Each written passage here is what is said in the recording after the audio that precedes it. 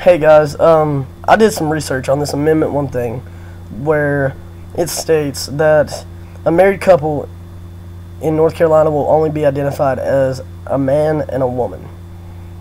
So most people are assuming that that means that a man and a man can't, if this is passed, a man and a man and a man and a woman, or a woman and a woman, I'm sorry, cannot get married. That's if it passes. They can't get married. Woo! Okay. If it doesn't pass, there's still a law in North Carolina that bans a man and a man or a woman and a woman to get married. So that's irrelevant to this.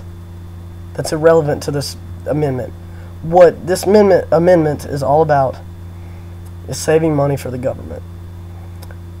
It will recognize a married couple as a man and a woman.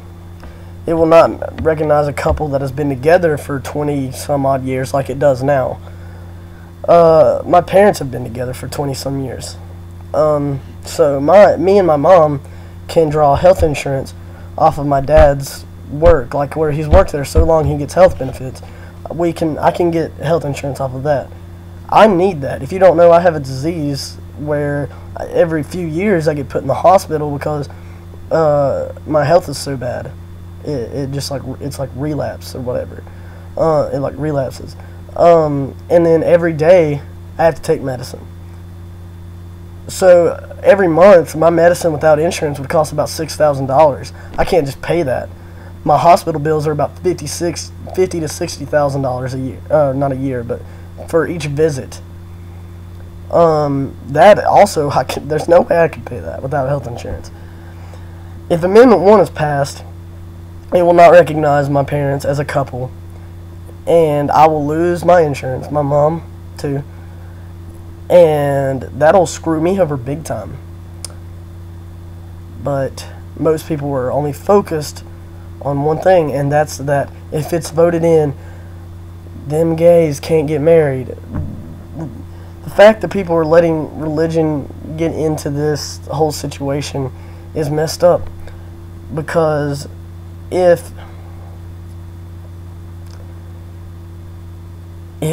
God doesn't like if God doesn't like gays, they're existing on earth. When they die and they go see him, if that's your beliefs, then they will be sent to hell.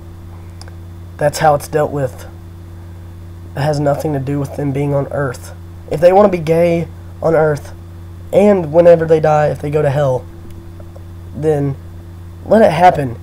What is it? How does that bother you? Okay?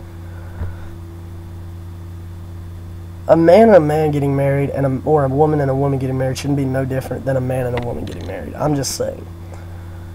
And that's all that they're focusing on in the media, because of the area that we live in, is based around these religious freaks I don't care if you practice any religion, I don't care what it is.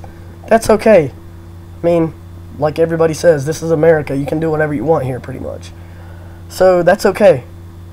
I don't care if you practice religion. It's fine. But when it intervenes with how I live my life, like this amendment going to make it to where I cannot have health insurance, that's when it messes with me. Otherwise, I don't really care. The fact that this is all it's focusing on is what's going to end up getting it passed. Because of the surrounding area that we live in, these people do not want them gays to get married. And that's sickening. When you think more about yourself and the big plan that God has before you focus on what's going to be best for the people, is when you shouldn't vote. Things like that is when you shouldn't vote. Now, I say when you think about yourself, I'm thinking when it comes to this means you do not need to think about yourself. Okay, you're denying happiness to a perfectly happy couple that just wants to get married, wants to have the same rights that all of us have. And you're denying that from them? No.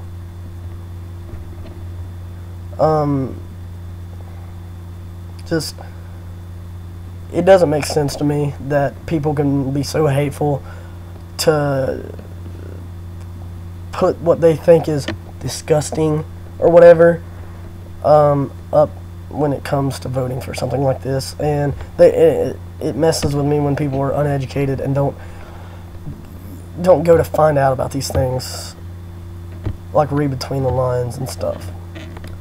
It just angers me. So that's just a little rant I wanted to go on.